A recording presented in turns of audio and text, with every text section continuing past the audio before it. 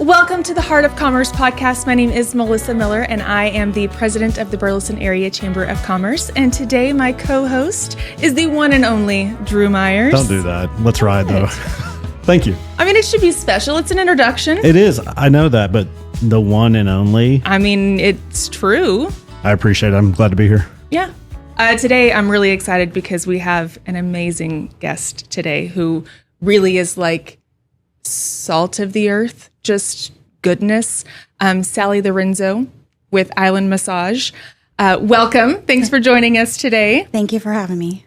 Full transparency. We've been visiting for about 15 to 20 minutes, hearing Sally's story, and it is intense. It is. There's a lot to unpack, and I'm excited to visit with you and hear that story because a lot of people may know you.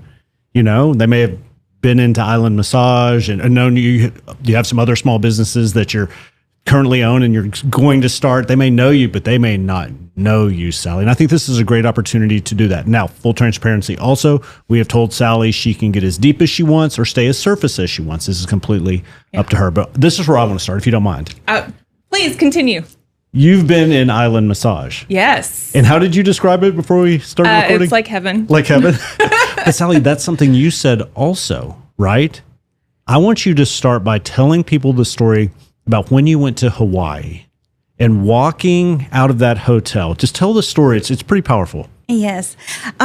So I grew up very poor, and I met my husband, who is my husband now. He wasn't my husband at the time, but he had taken me to Hawaii on a trip, and we got there very late, and everybody was like, let's go eat. And so everyone was hungry. And we got to the restaurant, and I'll never forget, I was sitting there just waiting for a waitress. And one of his friends said, the beach is right over there. And I kind of just got up on my own and went out and found the beach. And I stood on the beach, and I looked out across the water, across the city, and I cried. And I thought to myself, I shouldn't be here. And I'll just never forget, something started in me that day that said I wanted to bring that feeling to Burleson. And I wanted people who may never get to experience Hawaii or a relaxation place like that to be able to come somewhere and relax and find a place to just basically get away. And you've done that.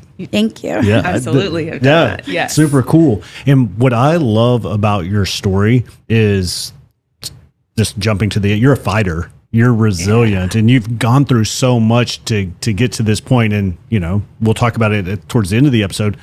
You got big plans coming up too. So let's go back in your story just a little bit, because you mentioned you grew up poor. You told us when you were telling the Hawaii story before that somebody said, you want to go to Hawaii? And you're like, what's Hawaii? Yes. So my husband, now he had received a phone call from one of his friends, and they were like, hey, I'm going to take my wife to Hawaii. You and Sally want to come? And he looked at me and he was like, you want to go to Hawaii? And I was like, sure. I'm like, what's Hawaii? Okay. Because, I mean, I grew up very, very poor. And so getting a trip like that was just not in the cards for me. Mm-hmm. So it was very special. Let's go back. Okay. Tell people about growing up. So I grew up in what I like to call a cult. Most people say it wasn't a cult, but in my opinion, it was a cult. It was controlled by the preacher and his family. And unfortunately, my father had a need, I feel like, to be loved in a way that maybe he wasn't loved in his younger life. So when he found that religion, he clung. And so it made him want to be,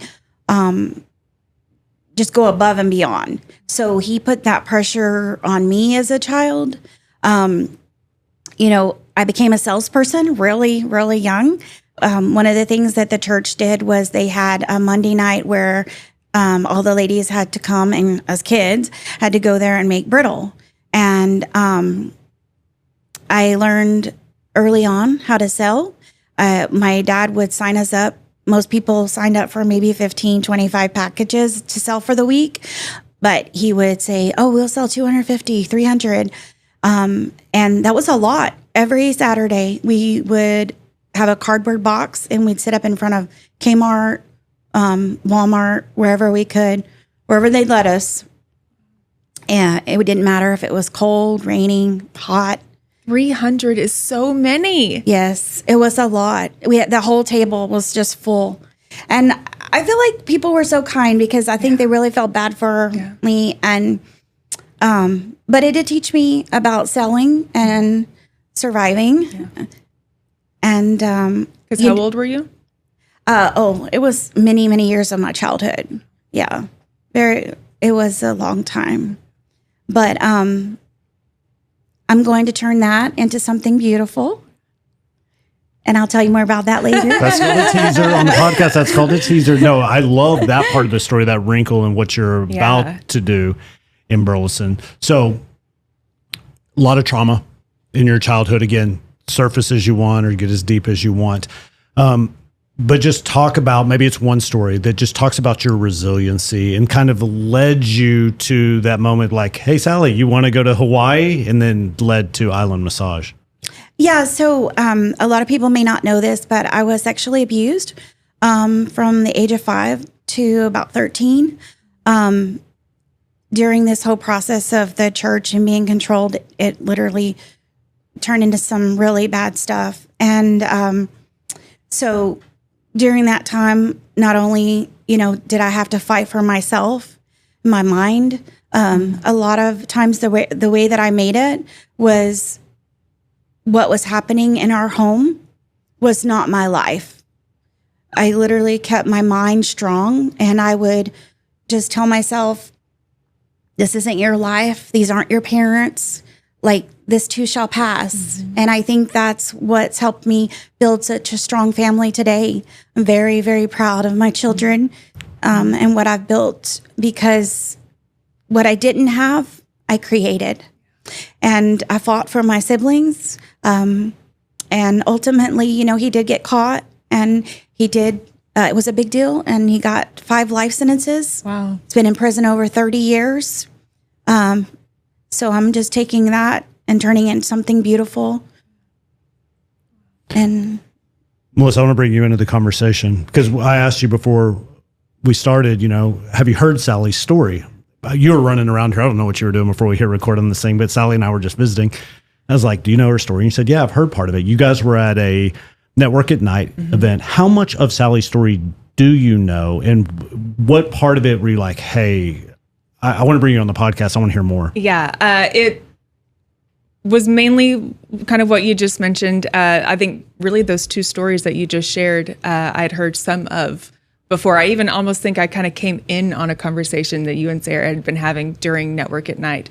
But I think we've kind of touched on it, that resiliency and grit it's beautiful, and it's like alarming is kind of the word I want to say. I don't know if that's the right word, but like there's an awe about it that could be inside a person, and you're as kind and beautiful and genuine and authentic as you are, and have truly used it not to be ugly hearted, but really you've turned it into, how can I serve others? And that's so beautiful. Like, I shouldn't be the only one who knows even part of that story, because that feels almost unheard of for someone to have gone through all of that and to be as lovely as you are. Thank you. I do have to say, I owe it all to the Lord. And when I was 4 years old, I did commit my heart to God. And I do believe that it was after that period that all of this stuff started to happen in my life. And I feel like that was a turning point. That was my protection. Yeah. And no matter what I went through, I feel like God had his hand, and he would not allow, he only allowed so much to happen. One of the things I tell people is I truly believe that God did not allow Satan to take my faith, because the only reason I'm here is because of my faith. God is my everything. When I was 15 years old, I had one of the worst nights of my life. And I was literally standing in front of my dresser. And you have to imagine, I lived in a very, very poor neighborhood. Our house would get broken into every time we went to church. I would come home if my back wall beat down, like the door. It wasn't even really a door. It was just like a piece of wood, and they would find out how to get in. And I was standing there, and I just tears just running down my face. I just felt so hopeless.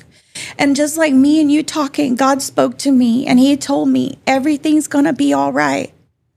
And I have held on to that so fervently, because God didn't just tell me tonight it's going to be okay. Tomorrow it's going to be okay. He told me everything's going to be all right.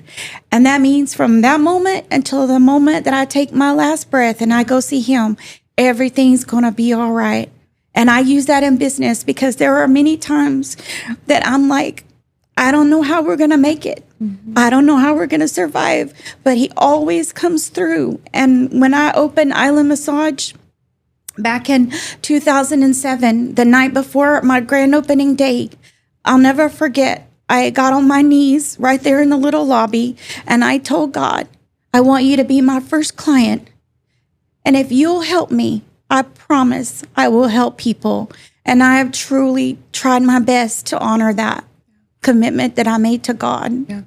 And you've given him glory every time, too. It all belongs to him. Yeah. And I tell people that Island Massage doesn't belong to Sally. It belongs to God. I dedicated that building, the new building. I dedicated it many times to God. When I didn't know how it was going to get built, there were many times I'd walk in there. It wasn't even whole. It was just some lumber. And I'd sit and I'd cry and I'd worship and I'd talk to God. And I told him, if it's going to get done, God, it's going to be you, because Sally can't do it. And I believe with my whole heart that the reason why is because God wants to make sure that Sally never forgets who built it. And I won't. It belongs to him. So powerful. I love it. And thank you for being upfront and honest and sharing your story. I think this what this podcast is all about, right? Again, they may have come in to Island Massage and may have known you for years and years and years, but now they know you on a different level. And I think that's really neat. Yeah. And I love it. Okay, so spoiler alert, I've never been in Island Massage. Tell me about it. You said it's like heaven. Sally, I want you to what can I expect when I walk in the door? I mean, well, of course, we're going to say aloha. Of course. That's It's a really big deal. We want to share the aloha spirit. You're going to walk in, you're going to get greeted, and we're going to ask you, what is your robe size? Because everyone is allowed to change into a very nice robe, and you get slippers. Hold on, I need to jump in real quick. I don't know my robe size. Is this something that people need to know? Like, So, for real, is it? I mean, it like your jacket size. What's your hoodie size? How about that My one? hoodie size. Your hoodie size. Are we talking like extra large, or are there numbers involved? I don't mean to derail this conversation, but this is a big deal. But we just do like small, medium, large, extra large, okay, I like it big. 2X, I'm 4X. gonna go like with an XL. I want it kind of big. Yes. Okay, would that be good? Okay. Yes. Okay, so you got my Do you robe know your size. shoe size? Because there will be slippers. I do. Thank you. Numbers. Okay, so I got my slippers. I got my robe. You've said aloha to me. Keep me going. Let's go. Okay, so if it's your first time, we're going to walk you back to the men's locker room. The men's locker room is very nice. You're going to have a key, and inside of your locker will be a towel and a robe. And so you'll be able to change. There's a sauna in there. It's private to men, and so you can sit in there before your massage. There's also a shower where everything is provided for you. We have razors, we have hairbrushes, everything is provided.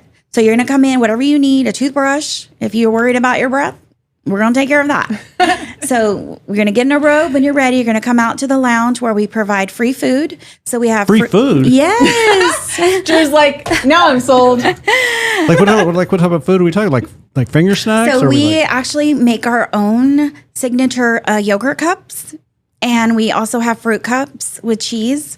We make our own drinks. We try to stick with the Hawaiian type drinks, and then of course we have our cucumber water. We have an espresso machine. We also have another coffee machine, and coming soon there will be cinnamon rolls. Oh, that's so good. So I told you it was like heaven. Right. I was not kidding. Okay, so let me ask you this. Okay, it sounds awesome. I'm in. Sign me up. Yeah. Is this how it was out of the gate, or has this evolved since 2007? Just continue to grow. So in 2007, I feel like I still was like, super giving. I had a table and we always had water and treats. And I started a membership in 2018, and it's kind of crazy, but most of my friends say I'm the most giving person they've ever met in their life. And I thought, you know what? My members that are going to carry me to my end game, I was like, I'm going to make them a gift. And so every time someone signed up, they knew when they came in for their visit the next month, they were going to get a gift from Sally. And I would spend hours. I would literally spend time, what I was going to make, what I was going to put it in. My children helped me. We laugh about it today because it was a lot, but it was really important to me. And whenever we were going to move into the new building, I literally was like, well, for one, I had told everybody they were getting a sauna. So most people don't know this, but there are members that are sad because they're like, we don't get a free gift anymore. Well, there's a backstory to that. So the backstory is that not sure if it was because I'm a female business owner or what, but I got it taken advantage of a lot, which is part of my heartache of my building and why it took so long. And a lot of people may not know that. One of the things that I got taken advantage of was I paid a man $48,000 to build me a sauna, with two saunas, the men and the women's, because I wanted it to be separate. Well, he took my money. And so it was, you got to cough up another 50,000, or all these people that you've promised for years that there'll be a sauna, there's not going to be a sauna. Well, I can't do that. That's not Sally. Right. If I've been telling you, you're going to get this, I don't care what it takes, I'm going to do it. So, when it came time to decide, like, how are we going to do this? We already knew, like, I wanted to make sure there was refreshments, because I'm like, if you're in a sauna, you're going to be hot. You're probably going to need some kind of sugar. So we have like a trail mix. We have M&Ms, along with the yogurt and the fruit. So I was like, what? I feel like maybe people will appreciate that as the gift they're getting. And also, the sauna experience, because this just cost me $100,000, just to say, hey, yes, come enjoy this warm sauna, And so, so that's kind of like where that went. But I've always done my best to give back. It's just really important to me. One thing people don't know about me is I actually never got birthdays growing up. I didn't know what Christmas was. I didn't know what Thanksgiving was. We didn't have that. And so I think that is the reason why I'm so giving. I want everybody to be happy. Yeah. And so I will tell you a story that's pretty part of my inspiration for my next big thing coming up. When I was 13 and my dad had finally got put away and went to prison, Keebler Cookies showed up at our door. And I'm 13 years old, and I'm looking at these 4 or 5 employees, and they hand me a Christmas gift, and they hand my siblings a Christmas gift, and they hand my mom envelopes. And at this time, there were times we didn't know we were going to have water or electricity, a telephone. Like, we didn't know. Food, we didn't know. And so I'll never forget, they handed an envelope, and it was enough money. And I remember the words, make sure you pay every bill so that you have everything on for Christmas. And that really struck with me at 13. And I thought to myself, if those people could touch Sally's life and make such an indention in my heart, what if I can start a foundation, which is coming, that I could find one Sally, and I could change the next generation, and maybe she'll find another Sally, and I will continue that legacy on. So that is my dream. I love it. Whoa, let's ride, Sally. I love it, girl. So we have the foundation that's coming. We also have a candy store coming. I want you to talk about that in just a minute. We're going to continue just to tease that. Sure. But if you don't mind, I want you to tell the Happy Meal story. Can you tell the Happy Meal story? Yes. So because we were so,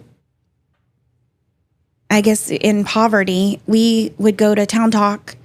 I remember we had I should not have known this, honestly. I should not have known that we had $10 a week for food. Like, that's just something at a young age you shouldn't know. But I was not a normal 10-year-old. And so we'd go to Town Talk and we'd look through all the cans and food, try to find 25-cent, big cans of food that we could eat off of. And so a Happy Meal was something we didn't get. And I remember it was one of the times before my dad got taken away. I think he must have felt really bad for me. I don't know. It must have been a day when he was just like, I must have been I'm pretty sure I was very tired, because I was tired a lot just because of just being a child. I was being abused at night. I was having to sell this candy and still maintain and be happy. And everybody thought, I was a talker. So I was like, I'm Sally. But so I'll never forget, we go through the Beach Street Wendy's and I got a Happy Meal. And I'll never forget opening it up, and there was a gift inside. It was a little canteen. It was green with a little blue top. And I still have it because it meant so much to me.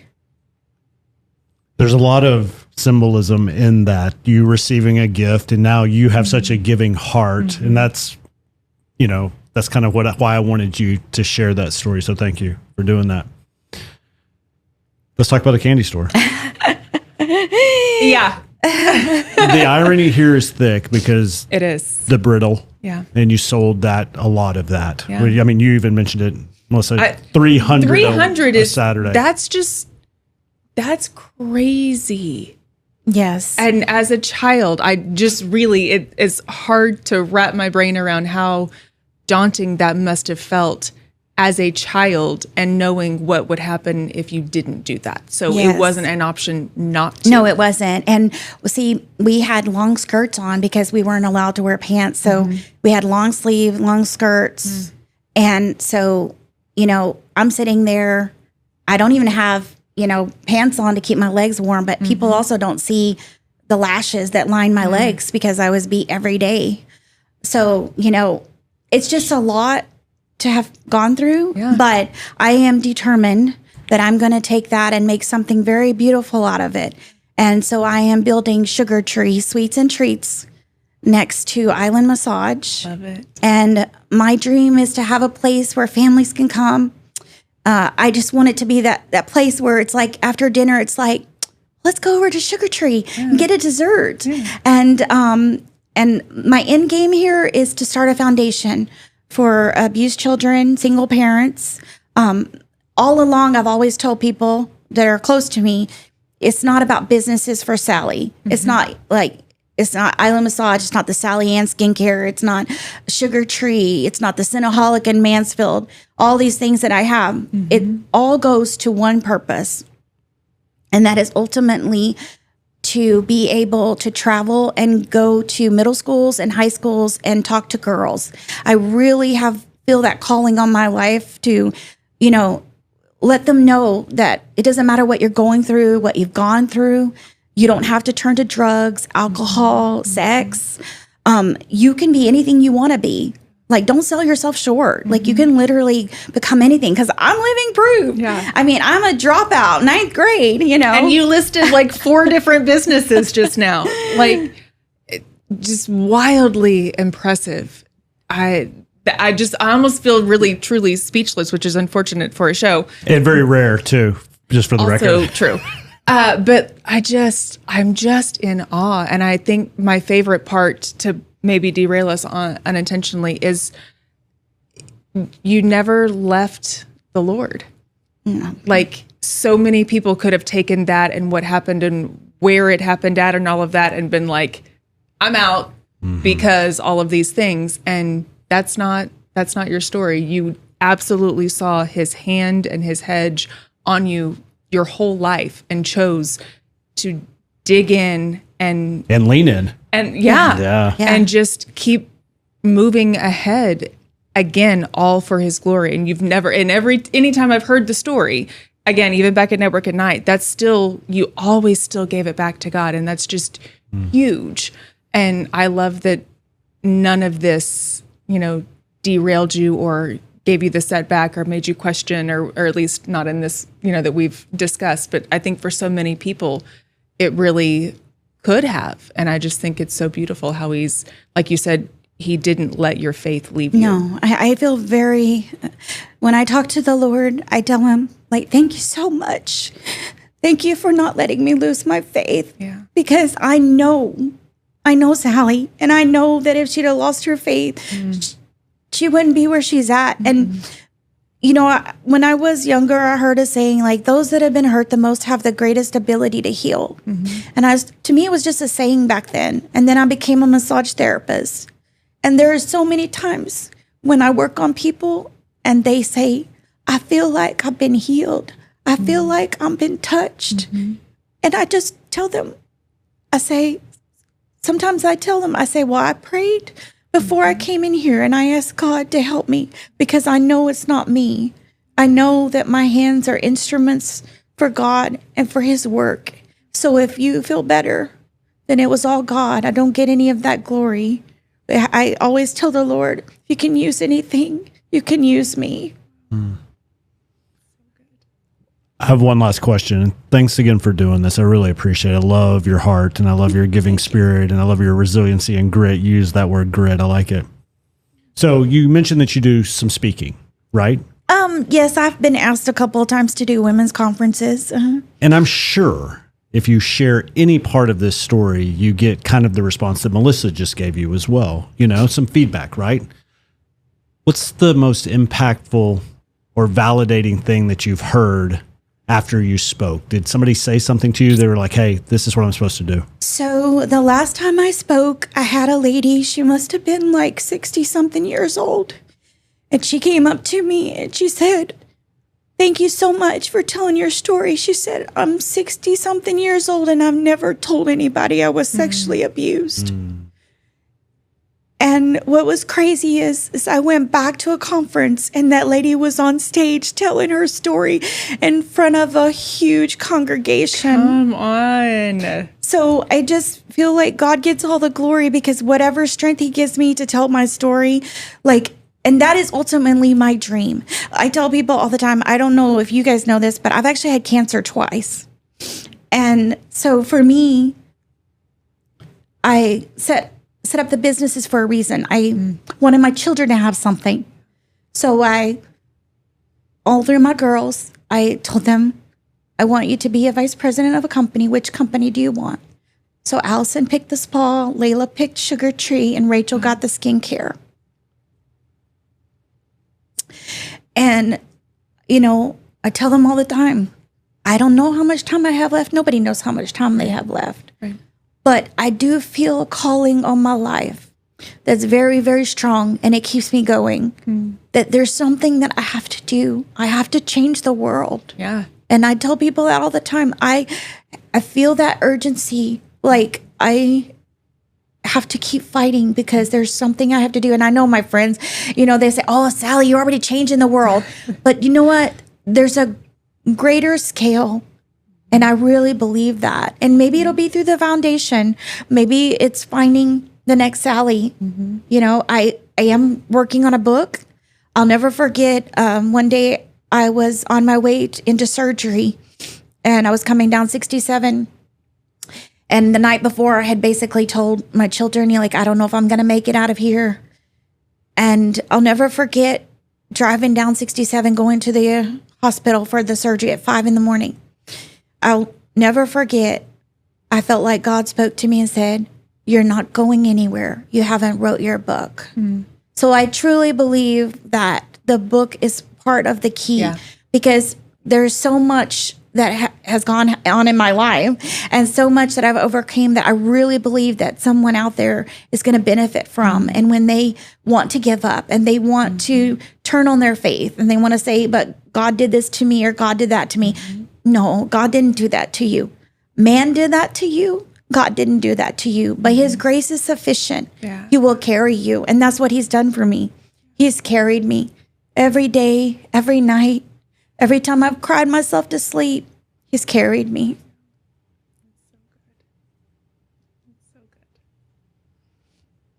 Taking more notes. I'm just taking more notes. I thought maybe that'd be a nice title for the podcast. Grace will carry you. I don't know. Just I'm full of it. Thank you so much, Sally.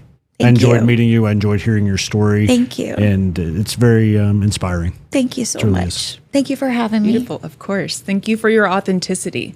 I know this is not easy, even if you are open to sharing it. It's still, it's still hard. And so thank you for just leaning in to awkward and uncomfortable and sharing with us and the community, because we really appreciate you. Thank you. And Alley Massage is wonderful. Thank you and so much. And you need to go. I'm in. Let's go. You had me at cinnamon rolls. All right. Well, that's it. Show 1 official. No, this makes it maybe show 2 official for you. Yep. Thank you 2. so much. I appreciate it. I enjoyed it. We'll do it again. Yes. All right. Until next time. See you. Goodbye.